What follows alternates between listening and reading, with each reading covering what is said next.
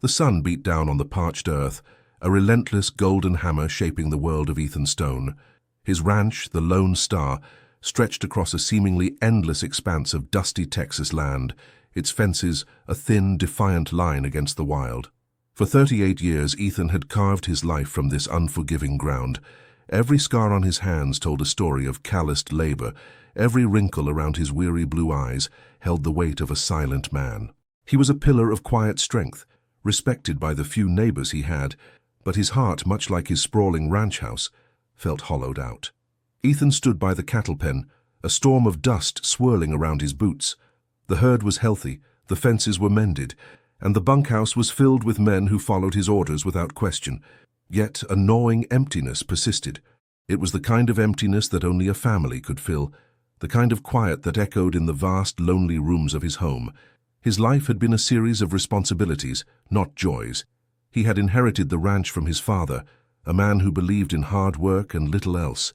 Romance had been a luxury he couldn't afford, a distraction from the constant struggle to survive. But as the years stacked up like dry firewood, Ethan began to feel the chill of his solitary existence. He was a man with a legacy, but no one to share it with. That's when he met Clara Bell. She was a whirlwind of silk dresses and city charm, a stark contrast to the rough-hewn world he inhabited. She came from a family of merchants in San Antonio, a place of cobbled streets and genteel society. Her beauty was undeniable. Raven hair pulled back in a tight bun, eyes the color of a stormy sky, and a smile that promised a future of comfort and companionship. Ethan, a man of few words, was captivated. She saw his ranch not just as land, but as a kingdom. She saw him not just as a worker, but as a king. Their courtship was brief and decisive. Clara didn't mince words. She wanted a life of stability, a home of her own, and a man who could provide it. Ethan, yearning for connection, saw in her everything he thought he was missing. They were married in a small, dusty ceremony in the nearest town, the vows as practical and straightforward as their lives. Back at the ranch, Clara was a whirlwind of activity. She rearranged furniture, ordered new curtains, and had the servants polish every surface until it gleamed. The house, once a silent monument to loneliness, was now filled with the sound of her voice and the rustle of her skirts. For a moment, Ethan felt a flicker of hope. Perhaps this was it. Perhaps this was the warmth he had been seeking. But their newfound life together felt less like a partnership and more like a carefully constructed agreement. Clara saw the ranch through the lens of business, not of love. The cattle were assets, the men were labor, and Ethan was her security. There was a distance between them that no amount of polished furniture could bridge. Their conversations were polite but lacked intimacy. She would speak of social engagements in San Antonio, and he would speak of the cattle market, two separate worlds coexisting under one roof. One particularly sweltering afternoon, a trader named Jebediah Jeb Silas rode onto the Lone Star. Jeb was a man with a sly grin and a reputation that preceded him, a purveyor of everything from fine silks to shady deals. He dismounted his horse, a cloud of dust following him like a faithful dog.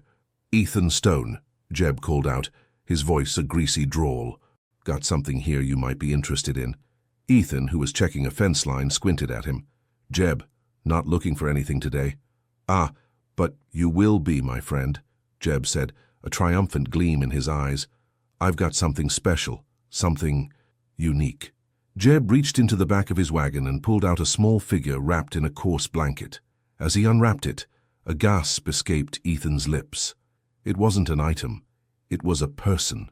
A young girl, no older than 10 or 11, her face smeared with dirt, her long black hair tangled and matted, her eyes, wide and terrified, were the color of the night sky, filled with a deep, silent despair. She was a Native American girl, dressed in a tattered, traditional buckskin dress. Jeb held her by the arm as if she were a sack of potatoes. "Found her near the border. Little wild thing. Her people were wiped out. She's all alone. No use for her. Thought a good man like you might want a helper, or a curiosity." He smirked, the word curiosity dripping with a dark, predatory intent. Ethan's stomach clenched. The sight of the girl's raw terror stirred something deep within him, a primal protectiveness he didn't know he possessed. She looked so fragile, so broken, a ghost in the midday sun. All the pragmatism he had learned over the years, The need to stay out of trouble, to not get involved, vanished in that single moment. He saw her not as a commodity, but as a child in dire need. "How much?" Ethan asked, his voice low and dangerous. Jeb's smirk widened. $100. A bargain, I tell you. Her a-comin' with me is going to be her death, one way or another." Without a moment's hesitation, Ethan reached into his pocket and pulled out a worn leather pouch. He counted out the money and placed it in Jeb's outstretched, grubby hand. The trader's eyes gleamed as he took the cash. With a final knowing glance at Ethan, Jeb rode off, leaving the girl standing alone in the dust. The girl didn't move. She just stood there, a small, trembling statue of fear. Ethan walked over to her slowly, his hand outstretched, but she flinched away, her eyes darting like a trapped animal. He lowered his hand and spoke softly, his voice a gentle rumbling. "It's okay," he said. "You're safe now." He led her towards the ranch house, the sun setting behind them in a blaze of orange and red. The silent transaction, the simple act of buying a life, had set in motion a series of events that would shatter the fragile peace of his marriage and change the course of his life forever. As they neared the porch, the front door swung open and Clara emerged, a vision in a starched white dress. She saw Ethan first, and her expression was one of relief, perhaps even a hint of warmth. Then her eyes fell on the small, silent figure walking beside him. The smile on her face froze, then melted away into a look of cold, hard disbelief. Her eyes narrowed and a palpable tension filled the air. The sun had set, and the shadows were long and ominous. A new chapter had begun on the Lone Star, one filled with unspoken resentments and clashing worlds. Clara stood on the porch, her hands balled into tight fists at her sides, a porcelain doll cracked by a sudden, jarring reality. The setting sun cast long shadows that twisted around her, making her appear taller and more imposing. Ethan felt the change in the air, the shift from a quiet evening to a brewing storm. The silence was thick, heavy with her unspoken questions and judgments. The young girl, sensing the hostility, pressed closer to Ethan's leg, a small, vulnerable shadow. "Ethan," Clara's voice was as sharp and clean as a freshly honed blade. "What is the meaning of this?" He didn't flinch. "I bought her from a trader, Clara, Jebediah Silas. She was in a bad way." "You bought her?" The words were spat out, laced with disgust. "Like a piece of livestock? A souvenir?" Her eyes raked over the girl, taking in her tattered clothes and grimy face, a look of contempt hardening her features. "And what are we supposed to do with her? Our home is not a charity house, Ethan. We have a reputation to uphold." Ethan felt a surge of anger. "She's a child, Clara, not a reputation. She's alone. Her family is gone." "That's a tragedy, Ethan, but it is not our tragedy," Clara said, her voice dropping to a low, dangerous whisper. "You have no idea who she is. She could be a thief, a spy. She's a savage. She doesn't belong here." The girl flinched at the word savage. She looked up at Ethan, her dark eyes filled with a mixture of confusion and fear. Ethan placed a protective hand on her shoulder. "She belongs where she is safe, Clara, and that's here." "Oh, is it?" Clara's voice rose, a sharp biting sound that carried across the ranch yard. "Did you even consider my feelings? My plans? We are a married couple, Ethan. We are building a life, a proper life. And now you bring this creature into our home without a word. What will the others think? What will my family say?" Her words were a constant reminder of the gap between them. He thought of her comfort, her needs, her social standing. He thought of her money, her connections. But she never once thought about the simple act of human kindness. Ethan realized that Clara had married an idea of him, an idea of a prosperous rancher who would provide her with a life of ease, not the man himself. He led the girl to the side door, away from Clara's fury. "She needs food and a bath, Clara, please."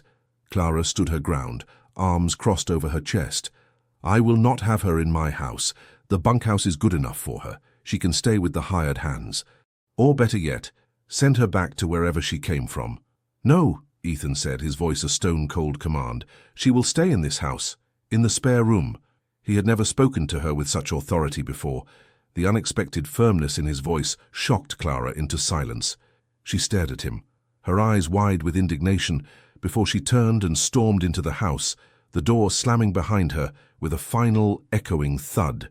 The girl looked up at Ethan, her expression unreadable. He could see the exhaustion in her eyes.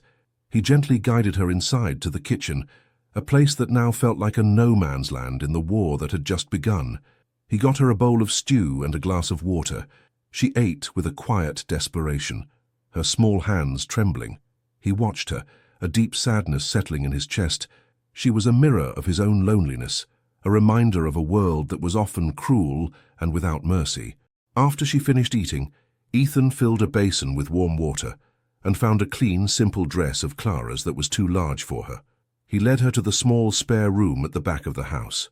"You can wash up here," he said softly, pointing to the basin. "And there are some clothes for you. You don't have to be afraid. No one will hurt you here." She stood in the middle of the room, still as a statue, as if she couldn't comprehend his words. He knelt down, careful not to startle her, and pointed to his chest. "Ethan," he said slowly, "my name is Ethan." Then he pointed to her. "What is your name?" She just shook her head, her gaze fixed on the floor. Her silence was a fortress, a shield she had built against a world that had betrayed her. He left her in the room, closing the door softly behind him. The house was now an arena of silent battles. He walked down the hall to the main parlor. Clara was sitting by the unlit fireplace, her back to him, staring out the window. The room was cold, despite the sweltering heat of the day. "Clara," he said, trying to find a bridge between them, "please try to understand. I couldn't leave her there. It wasn't right." She didn't turn around. "You made a choice, Ethan, a choice that affects both of us. A choice you made without a single thought for me." Her voice was devoid of emotion, a cold, empty vessel. "What am I to tell the community?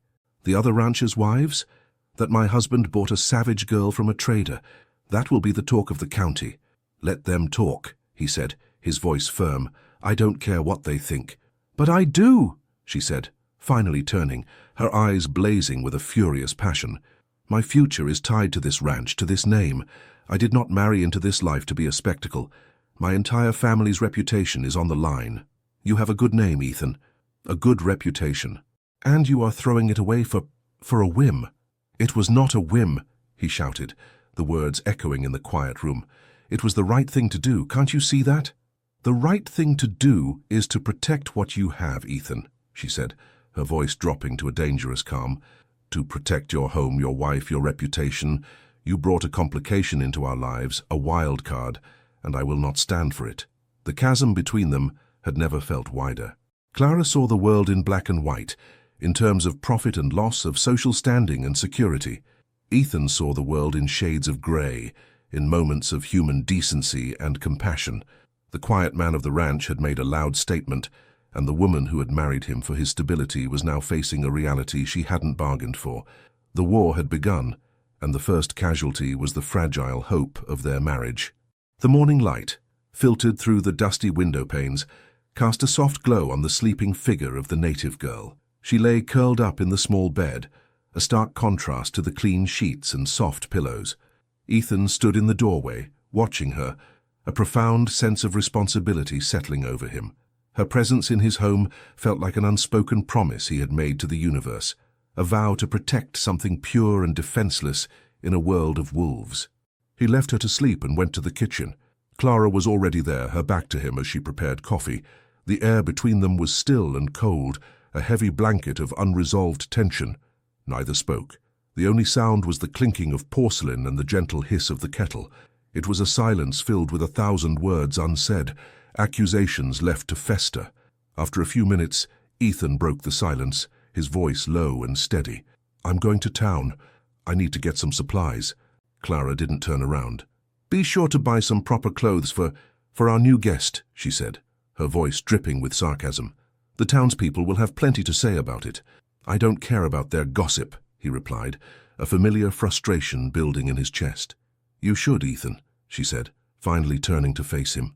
Her face was pale, her eyes tired. Reputations are hard to build and easy to destroy. He didn't argue. There was no point. He knew that for her, reputation was everything. It was her currency, her protection. For him, it was a word, a fleeting opinion.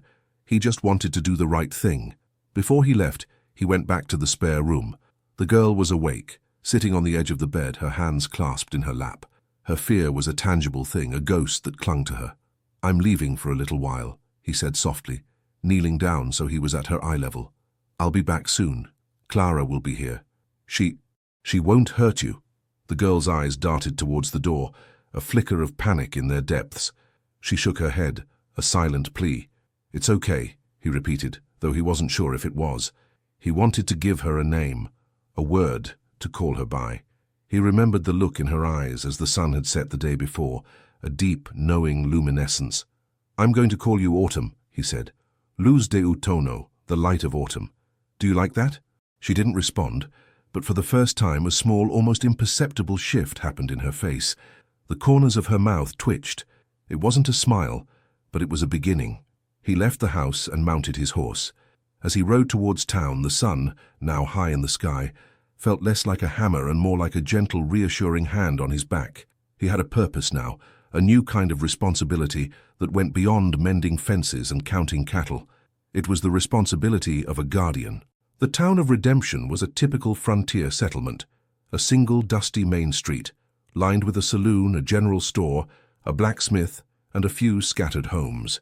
As soon as he dismounted, he could feel the curious stares of the townsfolk.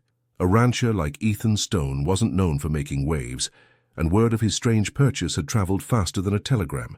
He walked into the general store, the bell on the door announcing his arrival. The owner, a portly man named Mr.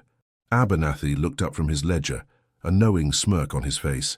"Ethan," he said, his voice laced with a playful curiosity, "heard you've acquired yourself a new assistant." Ethan ignored the double meaning. "I need some dress material, something simple, for a girl around 10 or 11. Mr. Abernathy's eyebrows shot up. "A girl, you say? Well, I've got plenty of calico and gingham. A little too big for her, I'd reckon, but you can always hem it." As he picked out the fabric, a woman named Mrs. Gable, a notorious gossip, sidled up to him. "Ethan, dear, I heard the most shocking rumor," she whispered, her eyes wide with feigned concern. "Is it true? You have a savage girl at your ranch?" "Her name is Autumn," Ethan said, his voice firm, "and she's a child in need of a home." Mrs. Gable sniffed, unimpressed. "The Lord works in mysterious ways, I suppose. But a native. They're nothing but trouble, Ethan. Mark my words." He paid for the fabric and a small doll, a simple rag doll with a button for an eye, an impulse purchase he hadn't planned on. It was a silent apology, a symbol of the childhood that had been stolen from her. As he rode back, he thought about the comments, the gossip, the thinly veiled prejudice. He knew Clara was right. His reputation was at risk. He was a wealthy man who had just paid for a native girl, as if she were a piece of property, and now he was giving her a home. To the townsfolk, it was an act of insanity, or worse, something far more sinister. When he arrived back at the ranch, he found the front door ajar.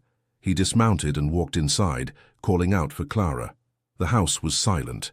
A growing sense of dread filled him. He found Clara in the parlor, her face a mask of furious concentration. "Where is she?" Ethan asked, his voice sharp with alarm.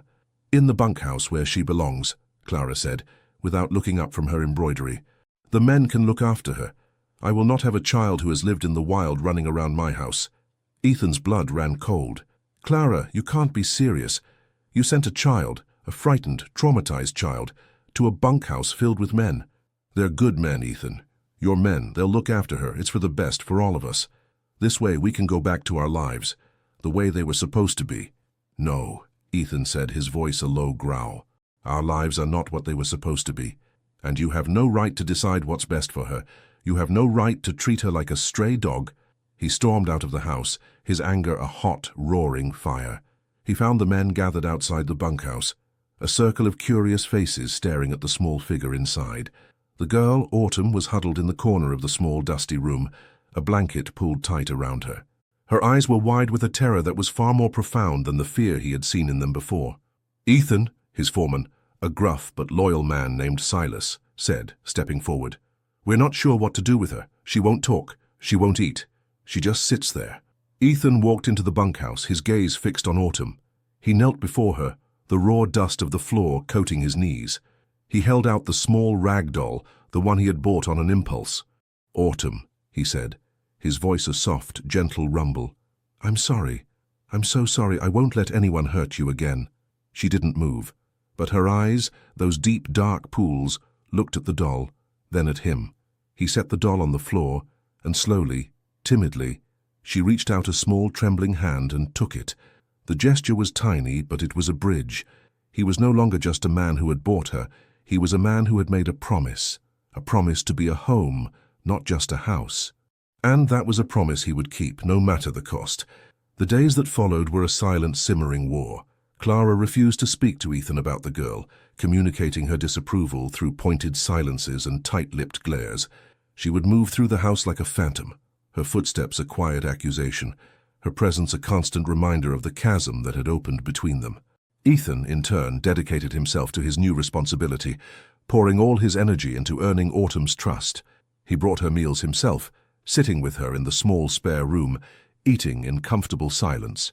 He taught her how to use a fork and spoon, and she in turn would watch his every move with an intense, unwavering focus.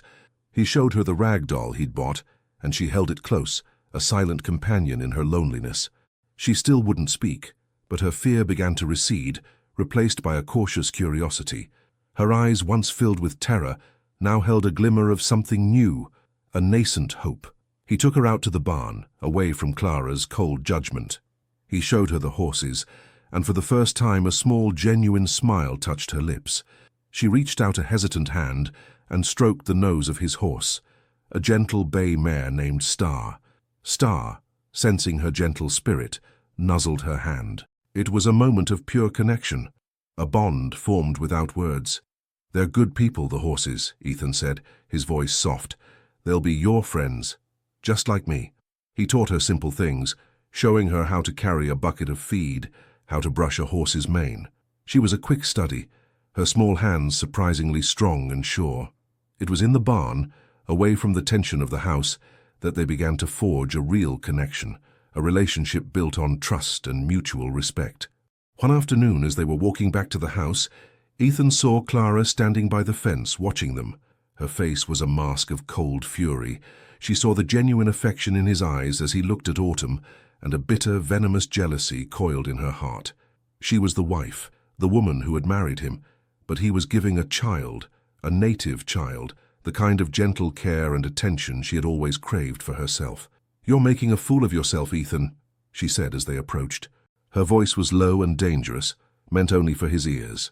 "Do you think the town won't hear about this? About the way you're doting on her? It's unnatural." Ethan stopped, his hand still on Autumn's shoulder.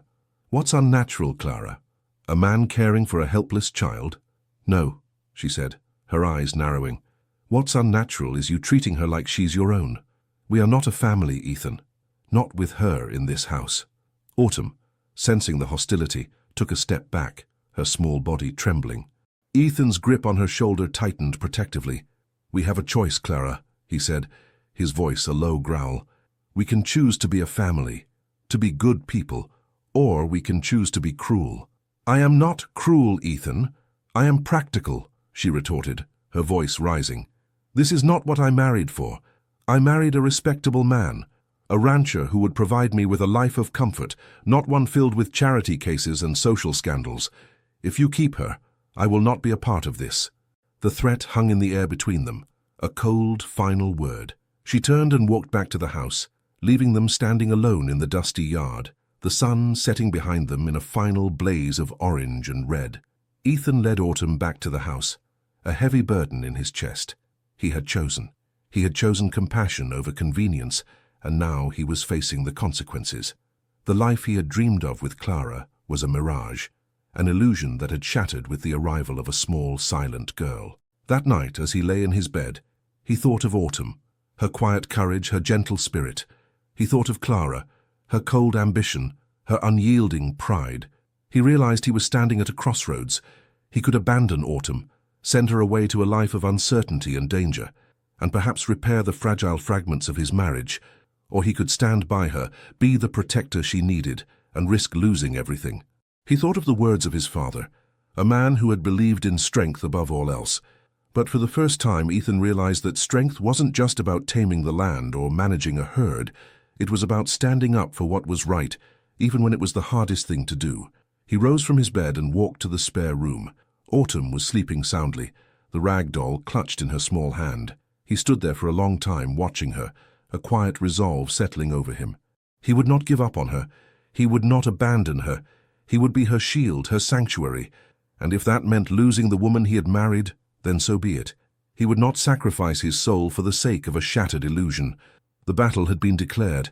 It was not a battle of guns and fists, but a battle of hearts and principles. And in the quiet solitude of his ranch, a new kind of family was slowly, painfully, beginning to take shape. Word of Ethan Stone's charity case spread like wildfire through the dusty plains. The ranch hands, a mix of hardened cowboys and transient workers, watched the unfolding drama with a mix of curiosity and discomfort. They were loyal to Ethan, a fair and generous boss, but a Native American girl in the main house was a novelty that unnerved them. They had been raised on stories of savagery and betrayal, and their skepticism was a palpable thing, a heavy silence that followed Autumn wherever she went. One afternoon, as Ethan was mending a fence, his foreman, Silas, approached him, his expression one of polite but firm concern. "Ethan," he said, his voice low and serious, "the boys are getting restless. They're good men, but, well, they don't trust a native girl in the house, especially not with the missus acting the way she is." "What's Clara doing?" Ethan asked, his jaw tightening. Silas shifted uncomfortably. She's telling them to be careful, to keep an eye on her. She says the girl's a thief, a spy." A cold rage filled Ethan. He clenched his fists, the barbed wire biting into his palm. Clara wasn't just resentful. She was actively turning his own men against a defenseless child. "I'll handle it, Silas," he said, his voice dangerously low. "The girl is under my protection. Tell the men that. And if anyone so much as looks at her wrong, they can pack their bags." Silas nodded, a silent understanding passing between them. He knew Ethan meant business. He had seen the quiet strength in his boss, the unshakable resolve that had built the Lone Star into the powerful ranch it was. This was a new kind of test, a test of his moral character, and Silas knew Ethan would not falter. Ethan went back to the house, his stride long and purposeful. He found Clara in the parlor, a teacup in her hand, her expression one of bored indifference. He stood in the doorway, his silhouette a dark, menacing figure against the light. "You're poisoning my men against that child, Clara," he said, his voice a low growl. "You're spreading lies and fear. Stop it. Now." Clara put down her teacup, the sound a delicate but final note in the tense silence. "I am simply being practical, Ethan. The men are right to be wary. She is not one of us. Her people are known to be thieves, to be violent. I am protecting my home, our home. Our home, this isn't a home," he said, his voice rising with a painful fury. "This is a cage. You are a warden, not a wife. You are holding a child hostage to your pride and your social standing. What kind of woman does that?" Her face went white, her composure finally cracking. "How dare you? How dare you speak to me that way?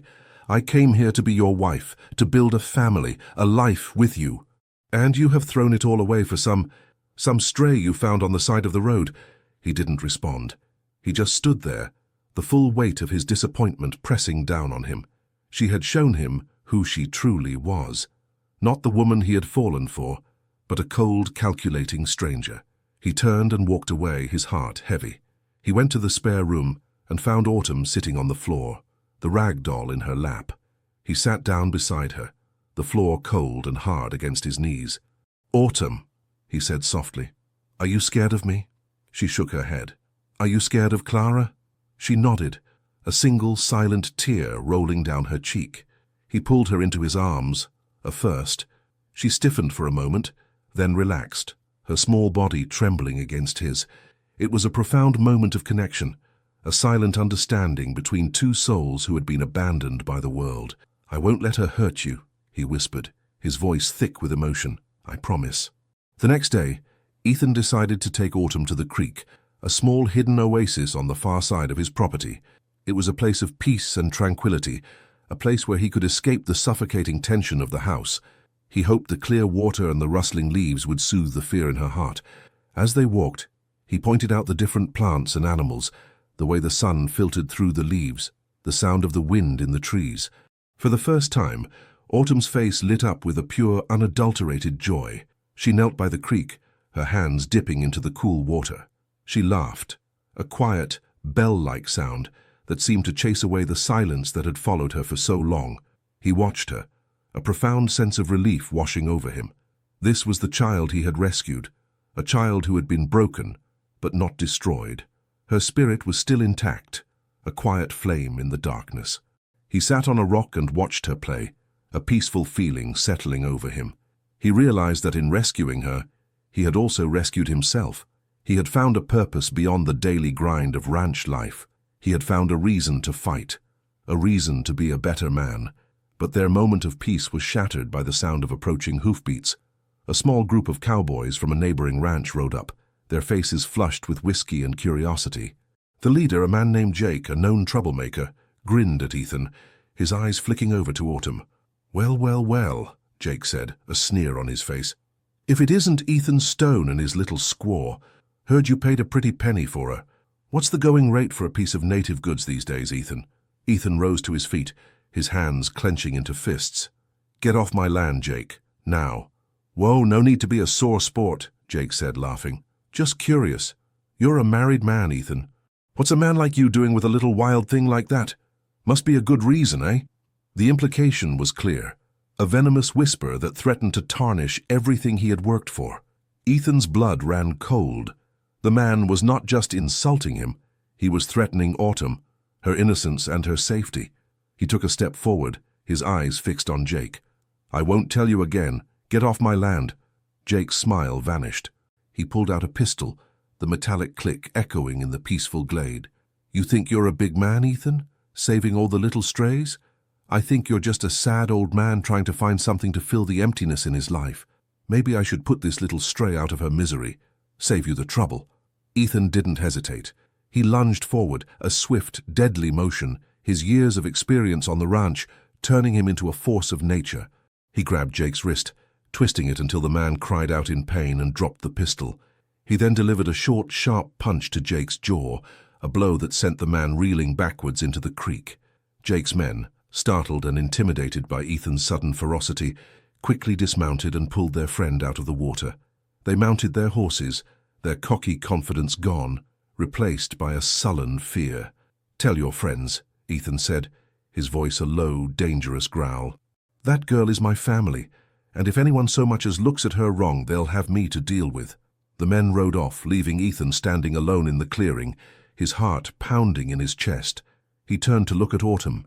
She was standing by the creek, her eyes wide with a mixture of fear and awe. She had seen the man who had bought her, the quiet man of the ranch, transformed into a fierce, protective warrior. He knelt down beside her. "I'm sorry," he said, his voice thick with emotion. "I'm so sorry you had to see that."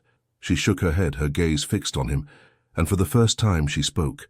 Her voice was a small, quiet whisper, a fragile thread of sound. "My name is Luz Deutono." He looked at her, his heart swelling with a powerful, protective love. She had given him her name, and in doing so, she had given him a piece of her soul. The unspoken promise had been sealed, and the war, the one he was now fighting on two fronts, was just beginning. The news of the fight at the creek spread through the ranch like a prairie fire. The cowboys, who had previously been wary of Autumn, now looked at her with a new sense of respect. Ethan's decisive action had shown them that his protection was not a fleeting whim, but a serious and unshakable commitment. His standing as a man of principle was cemented, but it also solidified his conflict with Clara. When Ethan returned to the house, his knuckles still stinging from the punch, Clara was waiting for him in the parlor. Her face was ashen, her eyes full of a cold, terrifying fury. "You fool!" she hissed, her voice a low, furious whisper. "You absolute fool! You assaulted a man, a respectable man from the Montgomery Ranch. What will they do? Do you know what kind of trouble you have just invited to our doorstep?" Ethan's exhaustion was replaced by a familiar anger. He threatened her, Clara. He called her. He said things that no person should ever have to hear. And you thought violence was the answer. You could have just ignored him. You could have just walked away, she said, her voice rising in a crescendo of hysteria. But no, you had to be a hero, a savior. You had to make a public spectacle of yourself and this child. He stared at her, the gulf between them widening with every word. She was right about one thing. He could have walked away. But that wasn't who he was anymore. He had made a choice, and he would stand by it. "He threatened my family, Clara," he said, his voice low and firm. "She is not your family," she screamed, the words finally breaking free. "She is not your blood. She is not my kin." You have a wife, Ethan, me, and you have chosen her over me. Every single day you choose that savage over your own wife." He felt a deep, profound sadness. "I am not choosing a savage, Clara. I am choosing what is right.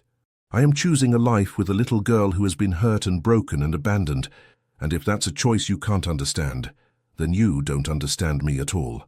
He walked away, leaving her standing alone in the parlor, the silence in the room filled with the echoes of their shattered marriage. He went to the spare room and found Autumn sitting on the floor, the rag doll in her lap. He sat down beside her, the hard floor a familiar comfort. "Are you all right, Autumn?" he asked, his voice soft. "He called me bad names," she said, her voice a small fragile whisper. "He said I was bad." "He was wrong," Ethan said, his voice filled with a powerful conviction. "He was a bad man. You are not bad.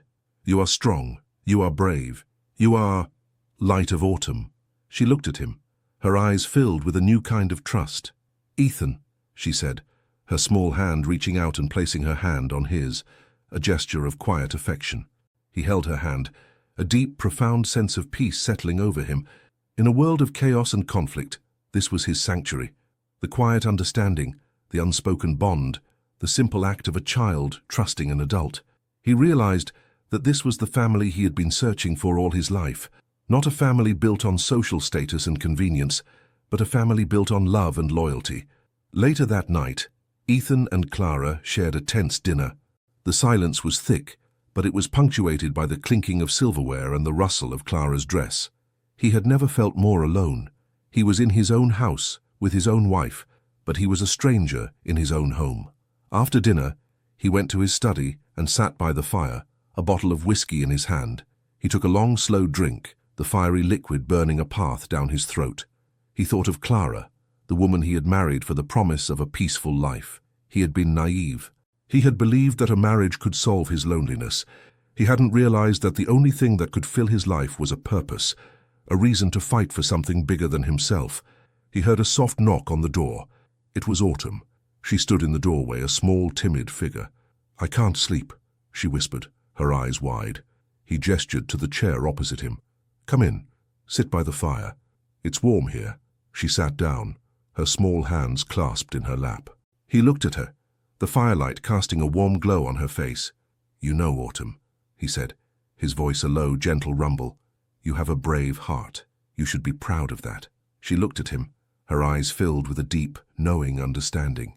"You have a brave heart too, Ethan," she said. He smiled, a genuine, heartfelt smile that reached his eyes. This was the first time someone had ever said that to him. He had always been the strong, silent type, the man who handled things. He had never been a man who was brave. "We'll be all right, you and I," he said, a sense of quiet conviction in his voice. "We'll be a family, you and me, and we'll show them. We'll show them that a man's heart can be his home." He had made his choice. He had chosen the path of a protector, a guardian. He had chosen a life of purpose, even if it meant a life of conflict. The war was far from over. In fact, it had just begun. But now he had an ally, a small, courageous girl who would be his light in the darkness. The Montgomery family was a powerful and influential name in the county, a force to be reckoned with. Jake, the son of the patriarch, had returned home with a bruised ego and a swollen jaw, and the Montgomery ranch had been buzzing with talks of retaliation.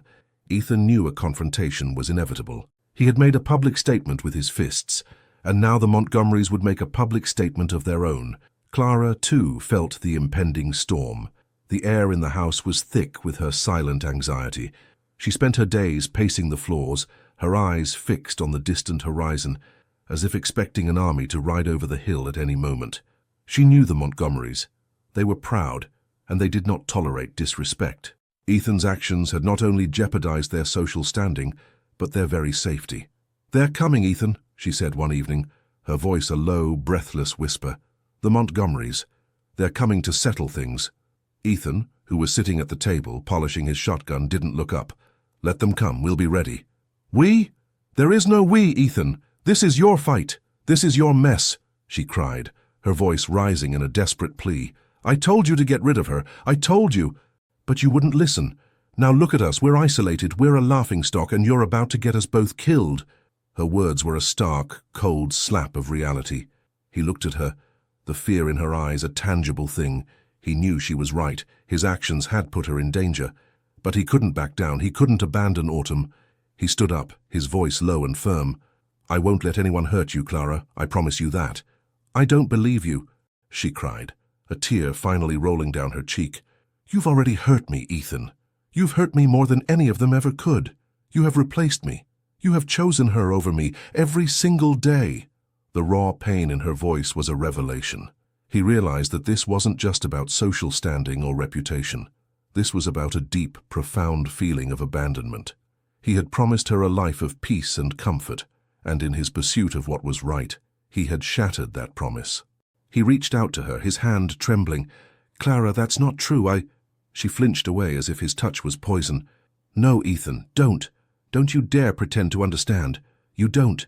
You have no idea what it's like to be me, to be a wife, to be a woman, to be alone in a house that you built for someone else." She was right. He didn't understand. He had been so focused on his own journey, his own moral code, that he had completely ignored the woman he had married.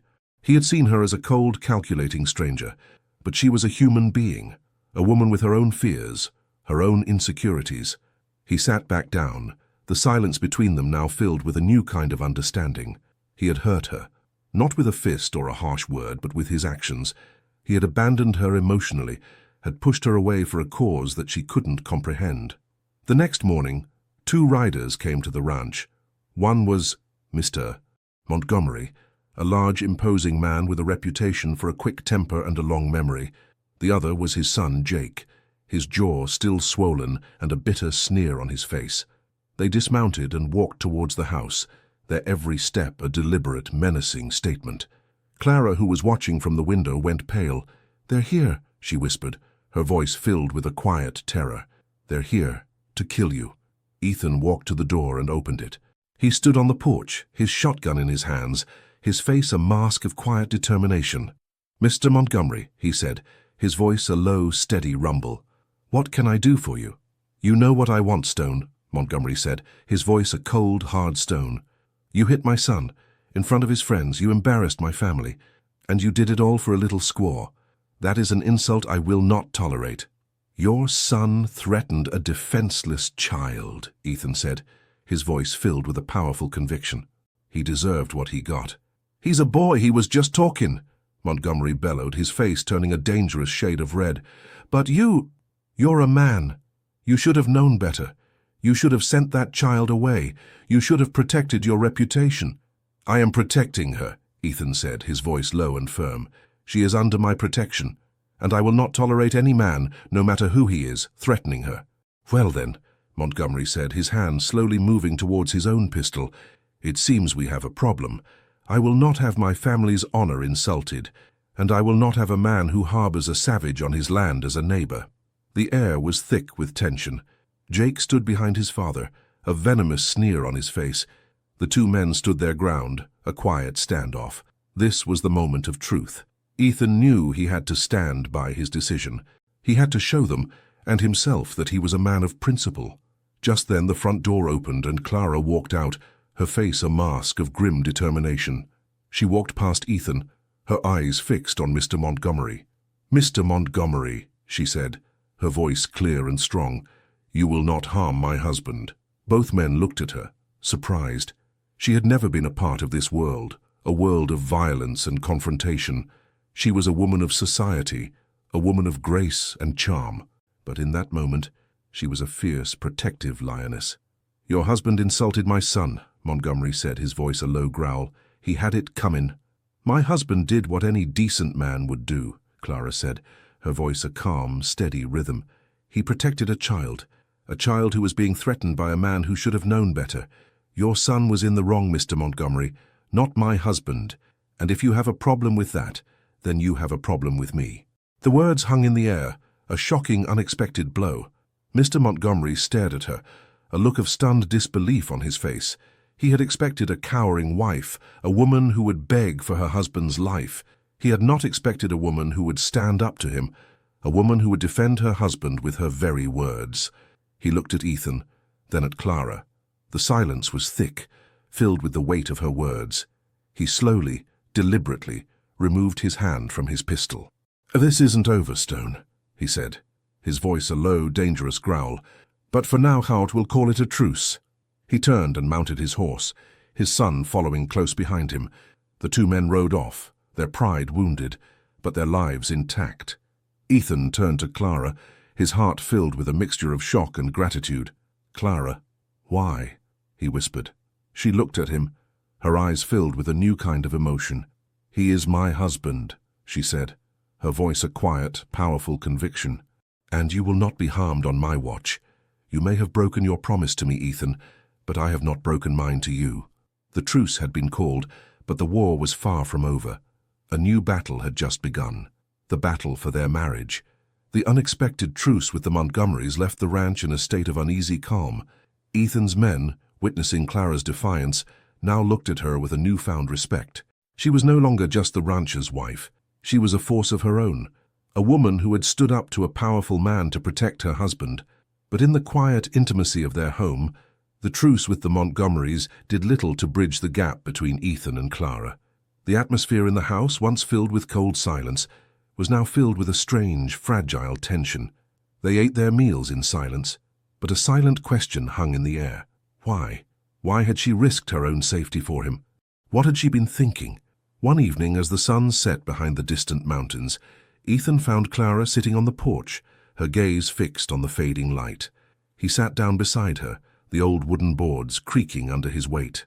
"Clara," he said, his voice low and gentle, "I don't understand. Why did you do that? You put yourself in danger." She didn't look at him. "He is my husband, Ethan. In the eyes of God and man, you are my husband. And I will not allow anyone to harm you on my property." "Is that all?" he asked, his voice filled with a desperate plea. "Is that all it was? A matter of principle?" She was silent for a long moment, the only sound the rustling of the wind in the trees. "When I saw them coming," she said, her voice a soft, tremulous whisper, "I saw the look on your face. You were not afraid, Ethan. You were ready to die. For her. And I realized that in all the years we've been married, I have never once seen that look on your face for me." The words were a brutal, honest truth. He had never had to fight for her. She had been a prize, a woman he had won with his wealth and his name.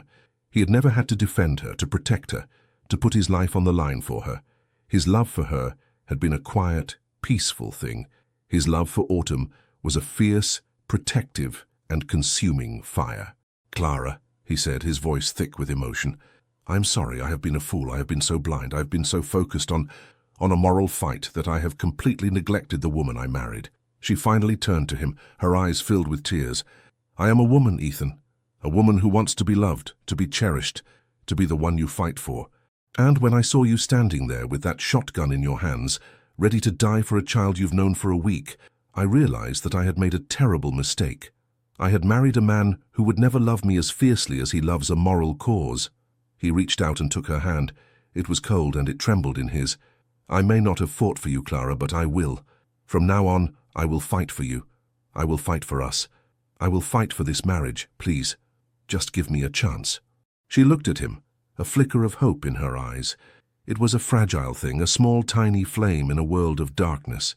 "I don't know if I can, Ethan," she said, her voice a quiet, raw whisper. "I don't know if it's too late." The conversation had been a painful, raw confession. They had finally spoken the words that had been simmering beneath the surface for weeks. They had finally faced the cold, hard truth of their broken marriage. But in that moment, a fragile bridge had been built. A bridge built on honesty, on pain, on a glimmer of hope. The next morning, Ethan woke up with a new sense of purpose. He was no longer fighting a two-front war. He was fighting a single battle, the battle for his family. He went to the kitchen and found Clara sitting at the table, a cup of coffee in her hand. "I'm going to town," he said, his voice low and firm. "I'm going to get us some things. Something for you. Something for the house. Something for us." She looked at him, a small, unreadable expression on her face. "Ethan," she said, her voice a quiet question, "what about her?" She gestured towards the spare room. "She's a part of this family now, Clara," he said, his voice filled with a gentle conviction.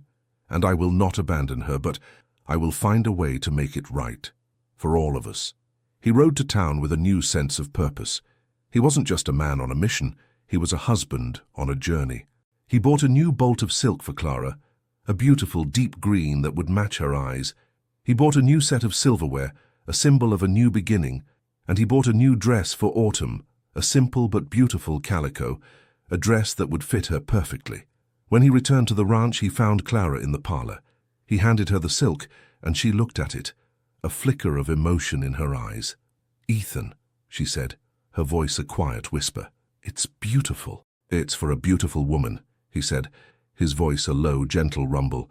"A beautiful woman who is my wife, and I am so very sorry for taking her for granted."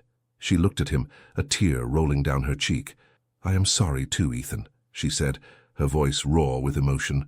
"I am sorry for being so cruel." He didn't respond. He just pulled her into his arms, and for the first time in weeks, he held his wife. It was a tentative, fragile embrace, but it was a beginning. A small but hopeful beginning. The bridge had been built. Now they had to see if it would hold. The fragile peace that settled over the Lone Star Ranch felt almost surreal. The confrontation with the Montgomerys had unexpectedly brought Ethan and Clara closer, a shared experience that had forced them to confront the unspoken truths of their marriage.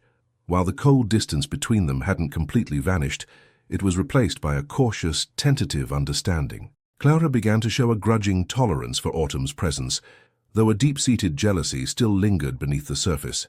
Ethan, sensing the shift, knew he had to tread carefully. He divided his time between the ranch duties, trying to reconnect with Clara, and nurturing his bond with Autumn. He would take Autumn to the creek, teaching her to skip stones and to identify the different birds. He would bring her to the barn, where she would spend hours with the horses, her silent presence a source of comfort to the animals. One afternoon, as Ethan and Autumn were walking back from the barn, a small group of ladies from the town rode up to the ranch house. They were members of a women's charitable society, a group that Clara had recently joined, and they had come for an impromptu visit. Leading them was Mrs. Gable, the town's most notorious gossip. Clara, seeing them approach, went pale. This was the moment she had dreaded, the moment the town's rumors would come to life. She looked at Ethan, a silent plea in her eyes. Ethan, understanding her fear, took a deep breath. This was it, the moment of truth. He led Autumn to the back door and whispered, "Go to the spare room, Autumn. I'll come and get you later." Autumn nodded, her gaze a quiet, knowing thing. She understood. She was a child, but she was not naive. She knew that her presence was a source of conflict. As the women dismounted, Clara walked out to greet them, her face a mask of practiced charm. "Welcome, ladies. What a wonderful surprise," she said, her voice a light, airy thing. "Clara, dear," Mrs. Gable said, her eyes already scanning the ranch yard. "We were just in the area and we thought we'd pay you a visit. We've heard the most interesting things about your new life here." Clara's smile was tight. "Oh? What have you heard?" "Well," Mrs. Gable said, her voice a low, conspiratorial whisper, "we've heard that you and your husband have taken in a girl." The words hung in the air, a silent accusation. Clara was a vision in a beautiful white dress, her hair impeccably styled. She looked the part of the respectable rancher's wife, but a single stray question had the power to shatter the illusion. Clara's heart pounded in her chest. She had a choice. She could lie, deny Autumn's existence and protect her social standing, or she could tell the truth and risk everything. She looked at Ethan, who was standing beside her, a quiet, unwavering pillar of support. She saw the look in his eyes, a look of profound love and respect. It was the same look he had given her on the porch, a look that said he was ready to fight for her, to defend her. And in that moment she realized that what she truly wanted was not a reputation. It was a man who loved her, a husband who would stand by her no matter the cost. She took a deep breath and looked Mrs. Gable straight in the eye. "Yes, Mrs. Gable, we have taken in a child. Her name is Luz de Utono. We call her Autumn." The other women gasped. Mrs. Gable's eyes widened, her jaw slack with shock. You have a native girl in your house, living with you?" "Yes," Clara said, her voice a clear, steady rhythm. "She is a child in need of a home. She was abandoned and alone. And my husband, being the kind and good man that he is, could not turn his back on her. He brought her into our home, and he has been caring for her ever since." Her words were a stark, powerful confession. She wasn't just defending Ethan. She was standing up for Autumn. She was acknowledging her existence. She was making a public statement. "Well," Mrs. Gable said, her voice a squeak, that is very charitable of you, Clara. But it is very unconventional." "Perhaps," Clara said, her voice now filled with a new kind of confidence. "But a life of convention is a life of fear. I am no longer afraid of what people think. I am only concerned with what is right. And doing what is right is a far greater virtue than upholding a social reputation." The other women, sensing the power of her words, looked at each other, their gossip-filled curiosity replaced by a silent awe. They had come to see a spectacle, but they had found a woman of quiet strength and powerful conviction. Just then the front door opened, and Autumn walked out. She was wearing the new calico dress Ethan had bought her, a simple but beautiful garment that fit her perfectly. Her hair was brushed and her face was clean. She walked to Ethan's side and stood there, a small, dignified figure. Mrs. Gable's eyes widened. She had expected a wild savage, a dirty, half-naked creature. She had not expected a child, a beautiful, quiet girl who looked at the world with an intense, knowing gaze. Autumn, sensing the silent awe, looked at Clara. A small, genuine smile touched her lips. She walked to Clara and, in a silent gesture of gratitude and respect, knelt down before her. It was a gesture that spoke volumes. It was not a gesture of subservience, but a gesture of a child thanking a woman for her kindness, for her courage, for her willingness to accept her. Clara, a woman who had once been filled with a cold, calculating jealousy, looked at the small, kneeling figure, and in that moment she saw not a rival, not a threat, but a child who had been hurt, who had been abandoned, and who was now safe. She reached down and placed a hand on Autumn's shoulder. "Get up, dear," she said, her voice a gentle, motherly thing. "You don't have to kneel. You are a part of this family now. We are your family." The words were a profound, powerful declaration. Mrs. Gable and the other women watched in stunned silence. They had come to the ranch to see a scandal, and they had found a miracle. A family had been born from the ashes of a broken marriage. A woman had found her courage. A man had found his purpose. And a child had found her home. The unexpected show of courage from Clara had a profound effect on the ranch and its inhabitants. The town's gossip, once a roaring fire, was reduced to a simmering ember. Clara, once a figure of cold reserve, was now seen as a woman of quiet strength. Her social standing was no longer a fragile facade built on pretense, but a genuine reputation earned through a moment of bravery. This newfound respect from the outside world began to soften her own heart, allowing her to see Autumn not as a threat, but as the catalyst for the profound change in her and Ethan's life. With the external conflicts momentarily settled, a new kind of peace settled over the Lone Star. Ethan and Clara began to find a rhythm, a shared routine that felt more like a partnership. They would talk over coffee in the mornings, their conversations no longer filled with accusations but with quiet plans for the ranch. Clara, for the first time, took an active interest in the daily operations, offering ideas and suggestions. She was no longer just the rancher's wife. She was a partner. Autumn, too, began to blossom. The terror that had once haunted her eyes was replaced by a light of joyful curiosity. She had a new home, a new family, and a new sense of safety. She would follow Ethan on his rounds, a small, silent shadow, her hands now confidently holding his. She would sit with Clara on the porch watching as she mended clothes or prepared meals. The two of them, the refined woman from the city and the wild girl from the plains, began to build their own fragile, unspoken bond.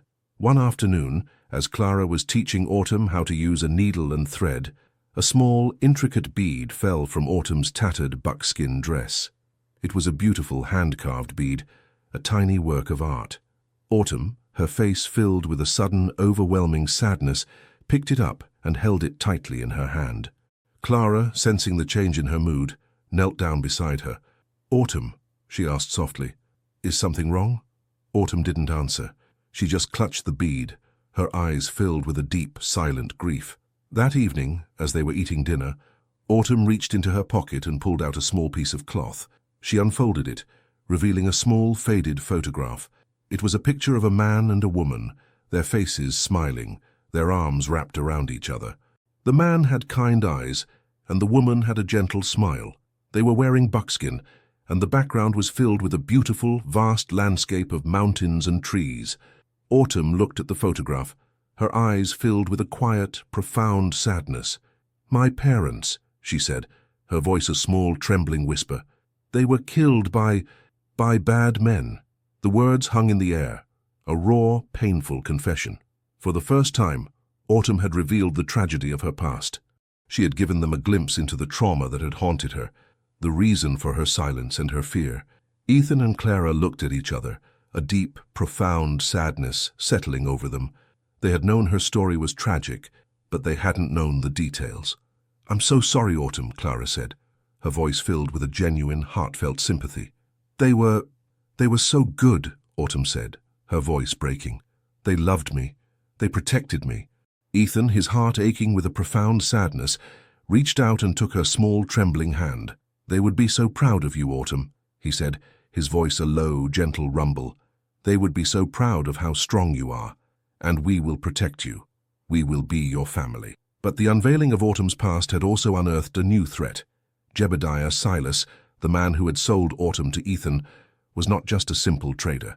He was a black market operative, a man who dealt in stolen goods, illicit trades, and human trafficking. He had heard about the rancher who had bought a native girl and had dared to make her his family.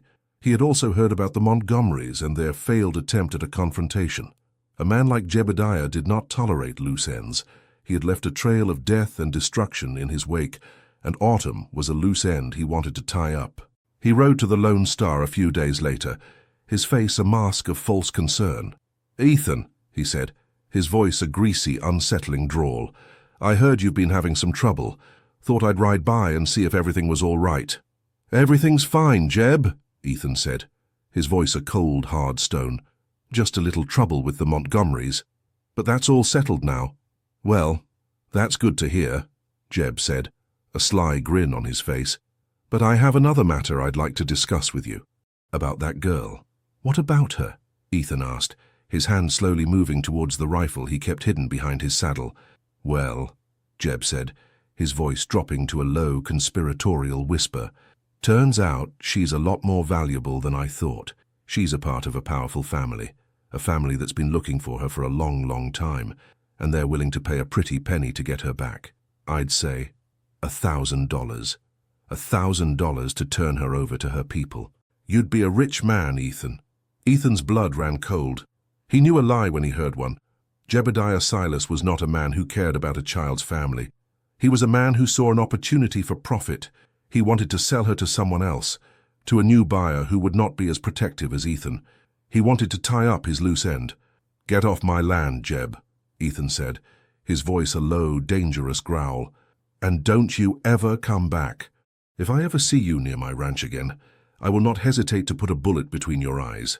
Jeb's smile vanished. He stared at Ethan, a look of shocked disbelief on his face. He had expected a negotiation, a bargaining, a man who would be tempted by the promise of wealth. He had not expected a man who would threaten his life.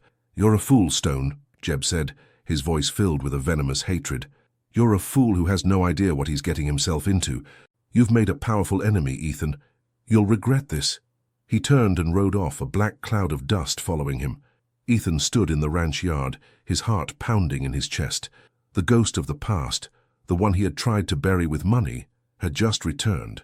And this time it was a threat he couldn't just pay off. This time it was a fight for a child's life. And he knew, with a chilling certainty, that this time the fight would not end until one of them was dead. Jebediah Silas was a man of cunning and malice. Ethan's refusal to hand over Autumn and his direct threat was an affront to his pride and his business. He was not a man to be trifled with, and he would not be so easily dismissed. He rode out to a small, secluded camp on the outskirts of town, a place where men with shady pasts and even shadier intentions gathered. He found a group of bounty hunters and mercenaries, men who lived by the code of money and violence. "Got a job for you boys," he said, a cold, calculating gleam in his eyes. "A wealthy rancher named Ethan Stone. He's got a native girl on his ranch, a child who is worth a lot of money to her people. He's refusing to give her up. I need you to go to his ranch, get the girl, and bring her to me." The men, their faces a collection of hard lines and cold eyes, looked at him with a mixture of skepticism and greed. A native girl. One of them, A man named Kane asked, his voice a low growl. "That's a lot of trouble for a little squaw." "She's more than that," Jeb said, his voice a silky whisper. "She's a part of a powerful family. Her father was a chief. Her people are willing to pay a hefty ransom to get her back. And you boys will get a cut of it. A big cut. Enough to buy a small town." The men's eyes lit up with avarice. $1,000 for a simple job? It was a fortune. They had heard of Ethan Stone, the rancher who had stood up to the Montgomerys. They had also heard about his wife, the one who had stood up to them. But they were mercenaries. They lived by a simple code. Money talks and everything else walks. Back at the Lone Star, Ethan felt a quiet unease. Jebediah's threat had been a chilling reminder of the dangers that lay outside the ranch. He knew he had to protect Autumn. He began to teach her how to shoot, a small pistol, a strange foreign object in her hands.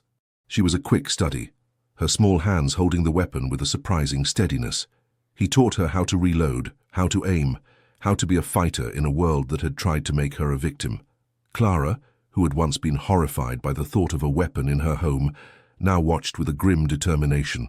She knew that in this new world they all had to be fighters. She began to learn how to clean and load a rifle, her hands, once soft and delicate, now calloused and strong.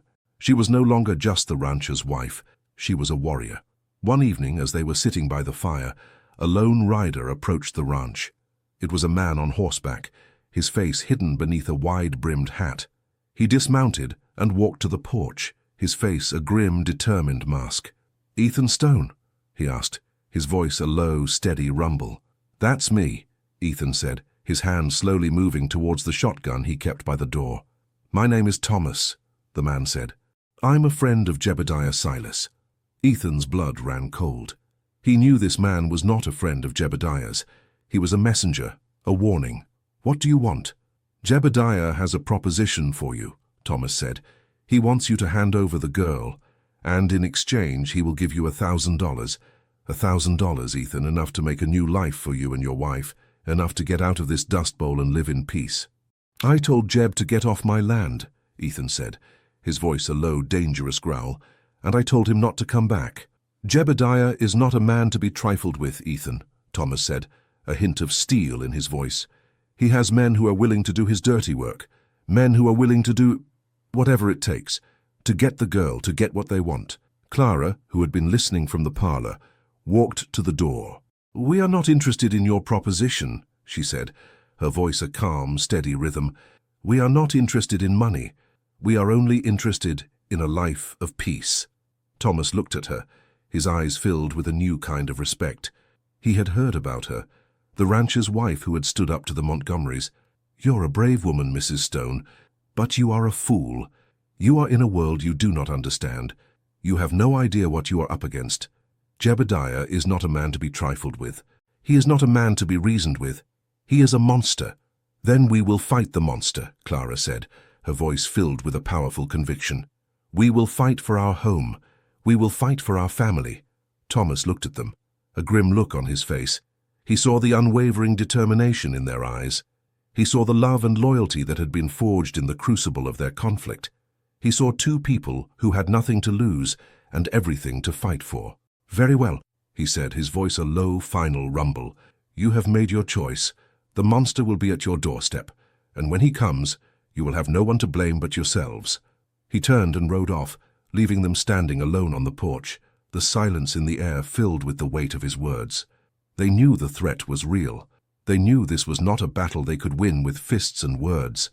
This was a battle they would have to win with courage, with strength, with a powerful, unwavering love. That night, Ethan and Clara held each other close. The fear was a tangible thing, a ghost that clung to them. But in each other's arms, they found a quiet, profound comfort. They had faced so much, they had fought so many battles, and in the end they had found their way back to each other. They were a family, a fragile, imperfect, and beautiful family. And they would fight for their home, their lives, and their love. This was the final battle, the battle for their freedom. The days that followed were a tense, silent, waiting game. The air on the Lone Star was thick with a heavy, palpable tension. Every distant cloud of dust was a potential threat, every creak of a floorboard a sign of an impending attack. Ethan and his men patrolled the perimeter, their rifles at the ready. Clara and Autumn stayed indoors, their hearts pounding in their chests. Ethan had sent a message to the sheriff in the nearest town, a man he had known for years. He had explained the situation, the threat from Jebediah Silas and his men. But the sheriff, a man who believed in the law but was not a fool, had sent a grim message back. Jebediah Silas is a ghost, Ethan. He leaves no trail, and his men, they are not men you can fight with the law. You'll have to fight them yourself. I'll do what I can, but I can't guarantee anything. Ethan knew the sheriff was right. This was not a battle for the law. This was a battle for their lives. He had to be a warrior, not a man who relied on others to protect him. Clara, too, had transformed. The woman who had once been a fragile, delicate flower was now a woman of steel. She moved through the house with a quiet, grim determination. She had learned how to clean and load a rifle, and she kept it by her side at all times. She had taught Autumn how to hide, how to be silent, how to be a ghost in the shadows. She was no longer just a wife, she was a protector. One evening, as the sun was setting, a small group of riders appeared on the horizon. They were not the mercenaries they had been expecting. They were a group of Native Americans, a small, dignified group of warriors on horseback. They rode to the ranch, their faces a mask of calm, unwavering determination. Ethan walked out to greet them, his hand on his shotgun, his heart pounding in his chest. "I'm Ethan Stone," he said, his voice a low, steady rumble. "What do you want?" The leader of the group, an old man with wise eyes and a stern face, dismounted. "I am Chief Running Bear," he said, his voice a low, melodic rhythm, "and I have come for the girl. My daughter's daughter." Ethan's blood ran cold. He had been so focused on the threat from Jebediah that he had completely forgotten about Autumn's family. He had assumed they were all gone, but he had been wrong. "You're her grandfather?" he asked, a look of shocked disbelief on his face. "Yes," Running Bear said. "We have been searching for her for a long time. She was taken from us in a raid. We have followed the trail for months, for years, and it has led us to you." A profound sense of relief washed over Ethan. He had not been a hero. He had been a man who had stumbled upon a lost child, a child who had a family waiting for her. He had not been a savior. He had been a guardian. He turned to Autumn, who was standing on the porch, her eyes wide with a mixture of fear and awe. "Autumn," he said, his voice a low, gentle whisper. "This is your grandfather. He has come for you." Autumn looked at Running Bear, then at Ethan. She took a tentative step forward, her hand reaching out to touch her grandfather's. Running Bear, his face filled with a profound emotion, reached out and took her hand. He pulled her into a warm, gentle embrace. "My daughter's daughter," he whispered, his voice thick with emotion. "You are home." Clara, who was standing beside Ethan, looked at the scene, her eyes filled with a mixture of joy and sadness. She had grown to love Autumn, this quiet, resilient girl who had taught her so much about life. She was a part of their family now. And yet, she had another family. A family she had been searching for all her life. A small, genuine smile touched her lips. This was not a loss. This was a victory of love over hate, of family over greed. But the moment of peace was shattered by the sound of approaching hoofbeats. A large group of men on horseback rode up to the ranch, their faces a grim, determined mask. They were the bounty hunters, the men sent by Jebediah Silas. Leading them was Cain, his face a grim, determined mask. "Well, well, well," Cain said, a sneer on his face. "If it isn't the noble rancher and his little savage, looks like you've got company, Stone. Looks like we've got a little competition." Ethan stepped forward, his shotgun in his hands. "Get off my land, Cain, now." "Not until we get what we came for," Cain said, his eyes fixed on Autumn. "The girl. Hand her over, Stone, and we'll let you live." The Native American warriors, their faces grim and determined, slowly moved forward. They were outnumbered, but they were not afraid. They were warriors. They were fighting for their family. Ethan looked at Running Bear, then at Clara, then at Autumn. The choice was clear. This was not a battle for $1,000. This was a battle for a child's life, a battle for their family's honor. "No," Ethan said, his voice a low, dangerous growl. "You will not have her. Not as long as I am standing. Not as long as my family is standing." The battle had just begun. A battle of two worlds, two cultures, two families. A battle for a child's freedom. The air crackled with a dangerous silence. On one side stood Ethan, Clara, and a small band of Native American warriors, their faces a mask of grim determination. On the other side stood a group of ruthless bounty hunters, their eyes filled with a cold, mercenary greed. The stakes were clear: a child's life, a family's honor, and a ranch's legacy. Kane, the bounty hunter, laughed, a cold, empty sound. "Try to think you can fight us, Stone? We're professionals. We've been doing this for years. You're just a rancher. A noble fool who's about to get himself and his family killed." Ethan didn't respond. He just raised his shotgun, his eyes fixed on Kane. "Get off my land," he said, his voice a low, dangerous growl. "This is your last warning." Kane's smile vanished. "Boys," he said, his voice a cold command, "get the girl." The bounty hunters moved forward, their pistols drawn. But before they could take a step, Running Bear, the chief, raised his hand. "Wait," he said, his voice a low, steady rumble. "You have no idea who you are fighting. This is not just a rancher. This is a man who has protected a lost child, a man who has shown her kindness and love. This is a man who is a true warrior. And you are nothing but mercenaries. You are cowards." Kane's face turned a dangerous shade of red. "Shut your mouth, old man. We don't have to listen to your savage nonsense." "You will listen," Running Bear said, his voice a calm, powerful rhythm. "You will listen to the truth. You are not just fighting for a child.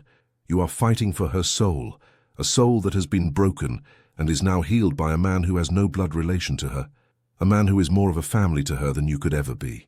The words hung in the air, a powerful, unexpected blow. The bounty hunters looked at each other, a flicker of doubt in their eyes. They were not men who believed in honor or compassion. They were men who believed in money. But the words of the old chief had shaken their conviction. Kane, sensing their hesitation, bellowed, "Don't listen to him, boys. He's just trying to trick you. Get the girl, now." The bounty hunters moved forward, their guns raised, but they were met with a powerful, unyielding force. The Native American warriors, their faces grim and determined, fought with a fierce, unwavering courage. Ethan and Clara, too, fought with a powerful, unshakable love. Ethan fired his shotgun, the blast echoing through the ranch yard. Clara, her hands steady, fired her rifle, the bullet finding its mark. The battle was a chaotic, brutal dance of violence and courage. Autumn, who was hiding behind a large wagon, watched the battle unfold, her eyes wide with a mixture of fear and awe. She saw Ethan fighting, a man who had once been a stranger, now her protector. She saw Clara, a woman who had once been a cold, distant figure, now her defender. She saw her grandfather, a man she had never met, fighting for her life. The battle was not a battle of men against men. It was a battle of love against greed, a battle of honor against ruthlessness, a battle for a child's soul. After a long, brutal fight, the bounty hunters, their numbers dwindling, retreated. Kane, his face covered in blood and dust, looked at Ethan, a look of profound hatred and respect in his eyes. "You're a fool, Stone," he said, his voice a low, ragged whisper. "A fool who won't give up, but you'll regret this. Jebediah will be back, and he won't be alone." He turned and rode off, his men following close behind him. The ranch was silent, the only sound the heavy breathing of the warriors and the soft crying of Autumn. Ethan, his hands covered in blood and sweat, walked over to Autumn. He knelt down, his eyes filled with a powerful, overwhelming love. "It's over, Autumn," he said, his voice a low, gentle rumble. "You're safe now." Autumn looked at him, her eyes filled with a profound gratitude. "You fought for me," she said, her voice a small, trembling whisper. "You fought for my family." He smiled, a genuine, heartfelt smile that reached his eyes. "You are my family, Autumn," he said. "And I would fight for you. I would fight for you 1,000,000 times over." The Native American warriors, their faces filled with a new kind of respect, looked at Ethan. He was not a man of their blood. He was not a man of their culture. But he was a man of honor. He was a man who had protected a lost child. He was a man who had shown them the true meaning of family. Running Bear, the chief, walked over to Ethan. He placed a hand on his shoulder, a powerful, unspoken gesture of respect. "You have a brave heart, Ethan Stone," he said, his voice a low, steady rhythm. "You have shown us that a man's love is not a matter of blood. It is a matter of the soul." The battle had been won, but the war was far from over. The shadow of Jebediah Silas still loomed over them, a constant menacing threat. But they were no longer afraid. They were a family A family that would fight for each other. A family that would fight for their freedom. News of the shootout at the Lone Star Ranch spread through the county like a shockwave. The townsfolk, who had once viewed Ethan with suspicion, now looked at him with awe and respect. He was no longer just the rancher who had bought a native girl. He was a hero. His wife Clara was also celebrated as a woman of courage and conviction. The Lone Star, once a place of loneliness and tension, was now a place of strength and unity. But the peace was a fragile thing. Ethan knew that Jebediah Silas was not a man to be defeated so easily. He had been humiliated. He had lost his men. And he had lost his prize. He would be back. And this time, he would not be alone. He would be a force of nature. Clara, too, felt the impending storm. She spent her days preparing for the final battle. She had learned how to use a rifle, how to stand her ground, how to be a warrior. She was no longer a woman who was afraid of a life of conflict. She was a woman who was ready to fight for her family. Autumn, too, had transformed. The quiet, timid girl was now a quiet, courageous young woman. She had found her voice, her family, and her purpose. She had also found her grandfather. The two of them would sit by the fire talking about the past, about her people, about a world that had once been lost to her. She was a bridge between two worlds, a living testament to the power of love and compassion. A week later, the storm finally broke. A large group of riders appeared on the horizon. They were not just a small band of mercenaries, they were a small army, and leading them was Jebediah Silas, his face a grim, determined mask. He had brought more men, and he had brought a powerful, vengeful fury. He dismounted and walked to the porch, his eyes filled with a cold, malevolent hatred. "Well, well, well," he said, his voice a low, venomous whisper. "If it isn't the noble rancher and his savage family. You thought you could defeat me, Ethan. You thought you could take what is mine and get away with it? You are a fool." Ethan, his shotgun in his hands, stood his ground. "She is not yours, Jebediah," he said, his voice a low, steady rumble. "She is a human being, she is a child, she is my family." "She is a commodity, Stone," Jebediah said, his voice a cold, cruel command. "And I am here to take what is mine, and if you stand in my way, you will die." He gestured to his men, and they moved forward, their guns drawn. But before they could take a step, a large group of riders appeared on the horizon. They were not the mercenaries they had been expecting. They were a large band of Native American warriors, their faces grim and determined. And leading them was Running Bear, the chief. "You are not the only one with an army, Jebediah," Running Bear said, his voice a low, powerful rhythm. "You are fighting not just a rancher. You are fighting a family, and you are fighting a nation." Jebediah's face went pale. He had not expected this. He had not expected the rancher to have allies. He had not expected a simple native girl to have a powerful family. He had underestimated the power of a man who would fight for what is right. The battle that followed was a fierce, brutal dance of violence and courage. The Native American warriors, their faces a mask of grim determination, fought with a powerful, unwavering courage. Ethan and Clara too fought with a fierce, unyielding love. They were a family, a unit, a force of nature. Autumn, who was hiding behind a large wagon, watched the battle unfold, her eyes wide with a mixture of fear and awe. She saw her two worlds, her two families fighting for her. She saw the man who had saved her, the woman who had accepted her, and the man who was her blood, her history, her past. The battle was not a battle of guns and fists. It was a battle of two ideologies. A battle of a man who believed in greed and power, and a man who believed in love and family. After a long, brutal fight, Jebediah Silas, his face covered in blood and dust, was defeated. He lay on the ground, his body broken, his spirit shattered. He had lost everything. His men had either been killed or had fled. His empire of greed and cruelty had been destroyed. Ethan walked over to him, his shotgun in his hands. "It's over, Jebediah," he said, his voice a low, steady rumble. "You have lost." Jebediah looked at him, a look of profound hatred and defeat in his eyes. "You may have won this battle, Stone," he said, his voice a low, ragged whisper, "but you have no idea what you have started. You have started a war between two worlds." Ethan didn't respond. He just stood there, a quiet, unwavering pillar of strength. He had not started a war. He had ended one. He had ended a war of hatred, of greed, of cruelty. He had ended a war for a child's soul. He turned and walked away, leaving Jebediah to his fate. He walked to Autumn, who was still hiding behind the wagon. He knelt down, his eyes filled with a powerful, overwhelming love. "It's over, Autumn," he said, his voice a low, gentle rumble. "You're free." Autumn looked at him, her eyes filled with a profound gratitude. She looked at Clara, then at her grandfather. She looked at the two families who had fought for her, and in that moment she realized that she was not a part of two worlds. She was a bridge between two cultures, two families, two hearts. She walked to her grandfather, her hands reaching out to touch his. He pulled her into a warm, gentle embrace. "My daughter's daughter," he whispered, his voice thick with emotion. "You are home." She looked at Ethan and Clara, her eyes filled with a powerful, overwhelming love. "You are my family," she said, her voice a small, trembling whisper. "All of you. You are my home." The two worlds, once separated by hatred and fear, had been united by a small, courageous girl. The ranch, once a place of loneliness and tension, was now a place of love and unity. The final battle had been won, the war had been ended, and a new chapter had begun. The final chapter began with the quiet aftermath of the battle.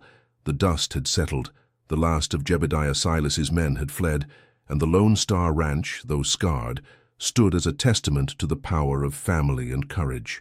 The Native American warriors, led by Chief Running Bear, had chosen to stay for a time, helping to mend fences, tend to the wounded, and bury the dead. Their presence on the ranch was a powerful symbol of a new era, an alliance forged in the fire of shared conflict. Ethan walked the land with Running Bear, their conversations a quiet, respectful exchange of wisdom and experience. They spoke of the land, of the sky, of the two cultures they represented.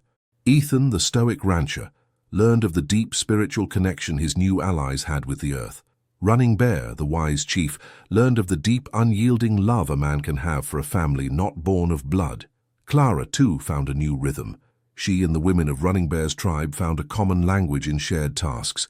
They cooked together, mended clothes, and shared stories. Clara, the refined woman of the city, learned to bead and sew with the women. They in turn learned from her a new kind of quiet, fierce strength. A bond was formed, a bond of sisterhood, a silent testament to the bridge that Autumn had built between their two worlds. Autumn was at the center of it all. She was no longer just a girl who had been rescued.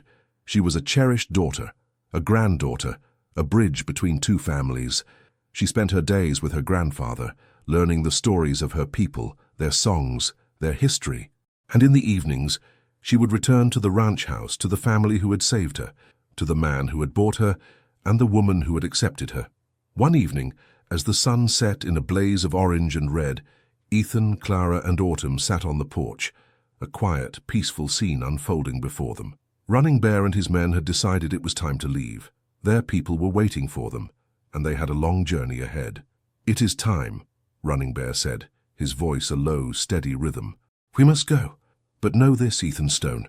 You and your family, you are now a part of our family. Our lands are your lands.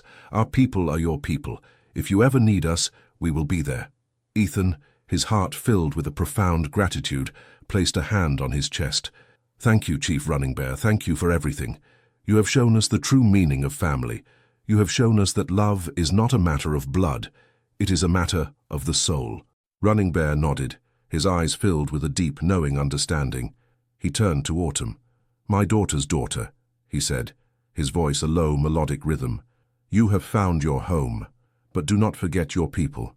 Do not forget your history. You are a bridge between two worlds, a bridge of love, a bridge of peace." Autumn, her eyes filled with tears, hugged her grandfather. It was a long, emotional embrace, a silent farewell. Running Bear and his men mounted their horses and rode off into the sunset, their figures a small, dignified silhouette against the fading light. Ethan, Clara, and Autumn stood on the porch, watching them go. The ranch was silent, but it was a silence filled with a new kind of peace, a peace born of love, of unity, of a shared history. Clara reached out and took Autumn's hand. "He's right, Autumn," she said, her voice a soft, gentle whisper. "You are a bridge. You have brought us so much. You have taught us so much about what it means to be a family." Autumn looked at her, then at Ethan. She smiled, a small, genuine smile that reached her eyes. "You are my family," she said, her voice a small, trembling whisper. "You are my home." Ethan pulled them both into a warm, gentle embrace. He was a rancher, a man of the land, but he was also a husband, a father, a guardian. He was a man who had found his purpose in the heart of a small, quiet girl. He had started with a hollowed-out life, a lonely existence, but in a single act of compassion he had built a family that was not defined by blood or by social standing, but by love, by courage, by a shared, unyielding commitment to each other. The sun had set, but on the horizon a new day was dawning. A new chapter had begun, a chapter filled with hope, with love, with a powerful, unshakable peace. The Lone Star was no longer a symbol of loneliness. It was a symbol of a family that had been forged in the heart of a rancher and in the soul of a native girl.